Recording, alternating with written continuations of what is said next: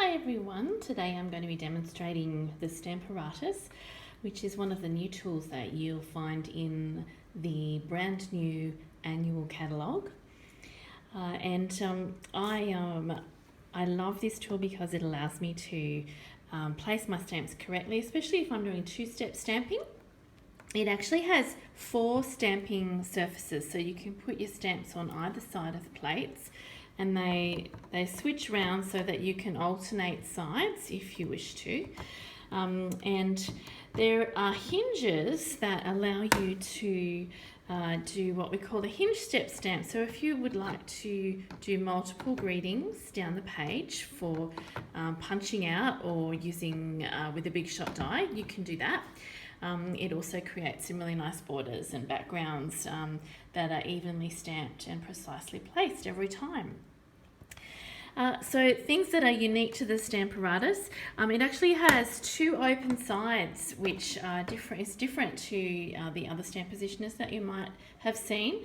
And as I said, these plates are fully removable and adjustable. And one thing that I would recommend is that you don't close both the plates at one time. You actually need to take one of them out to store it, and then the other one can be stored straight on there as well.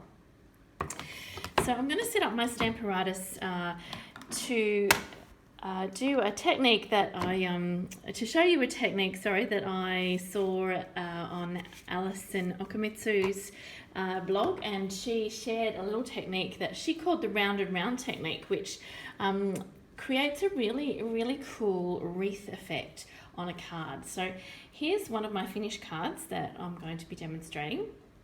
And I wanted to show you how to use any stamp, any particular stamp image to create a wreath effect. For larger stamps, obviously, you might want to start off with a larger square.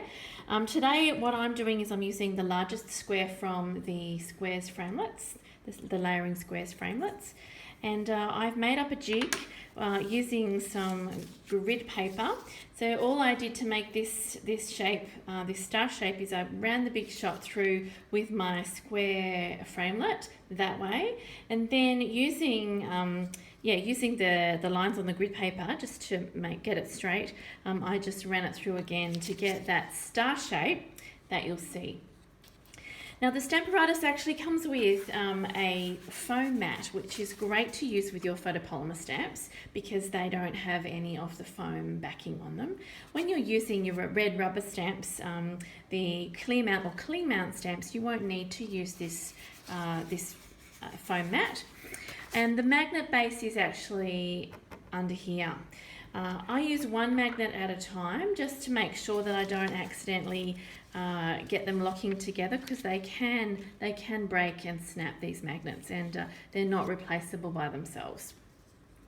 So this will just hold my little jig in place, and what I'm going to do is put a piece of cardstock, which I've cut out with the same sized framelit, and I'm just going to pop this into the jig like that. Now what I've done already is I've actually placed my circle, my flower where I wanted it to go, and I just placed it directly onto there and picked it up. And same with my outline. So let me just show you how it works. Once you've done one of your images like this, and I find it's best not to press too hard. You can get your clear mount stamps, your photopolymer stamps sticking to the cardstock, but that's okay. You've got that jig to put it back in place. So over here I've got my outline stamp, and I'm just going to lightly ink that up. But how I got that in the right position is I actually just popped it straight over the top of that and picked it up. And then it's always in the right spot. Now, did you see how I missed one of those leaves there? That's no problem with the Stamparatus, because you can actually ink up your stamp again, and because your piece of cardstock is exactly in the same place within the template, you can stamp it again, and it is precisely placed each time. So it allows you to stamp over the top of whatever image you've stamped, and make it even clearer if you need to. So you'll go around like this, and there are obviously a couple of flowers in this wreath, but you get the idea. Now don't worry also if you get some ink on the plates, that's really easily removed, and I'll show you how I do that. There is a new tool in the catalogue called the Stampin' Chamois. I'm waiting for my chamois to arrive, so that's what I'll be using. Baby wipes tend to be a little bit wet for me, and also they can leave lint on your stamps. So I've got a little bit of, I've got a baby wipe here that's just reaching the end of its life, so hopefully my chamois will arrive before that runs out. But you will need something to clean your stamps and your plates.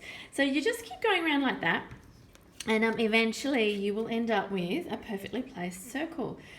The stamp set that I've used to create this wreath is the Pick a Pennant, and you can see the two images there.